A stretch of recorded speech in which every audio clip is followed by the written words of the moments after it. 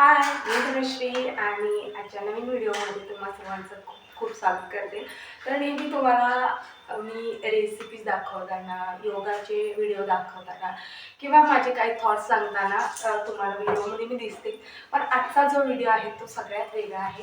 तर आज मी तुम्हाला छोटीशी एक गोष्ट सांगणार आहे आणि ती जीवनासाठी खूप उपयोगाची आहे. तर सगळ्यांनी लक्षपूर्वक ऐका आणि तुम्हाला गोष्ट खूप छान वाटेल. खूप छोटीशी आहे. तर एक चिमणी असते आणि तिला नुकतंच एक पिल्लू झालेलं असतं आणि योगायोगाने तिला समजतं की आपल्या पिल्ल्याचा म्हणजे जे नवीन पिल्लं झालेलं आहे त्याचा उद्या मृत्यू आहे. तर त्यामुळे थोडीशी ती गोंधळते, घाबरते, तिला काय करावं हे समजत नाही. आणि कोणत्याच आईवडिलांना असं वाटत नसतं की आपल्या मुलाचा मृत्यू आपल्या डोळ्यासमोर यावा. मग ते पक्षी असो, प्राणी असो किंवा आपण माणूस. तर होतं काय, मग तिला वाटतं की आपल्या मुलाचा मृत्यू येऊ नयेत आपल्या बाळाचा. त्यासाठी ती काय करते, जे डोंगराचं उंच टोक असते त्या टोकावरती आपल्याला पिल्लाला घेऊन ठेवते.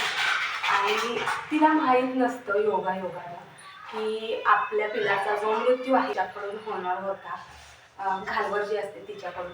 तर तिला ते माहीत नसतं आणि ती म्हणजे न कळत आपल्या पिल्लाला त्या घालवरीच्या घरट्यातच नेऊन ठेवते आणि त्या पिल्ल्याचा मृत्यू होतो.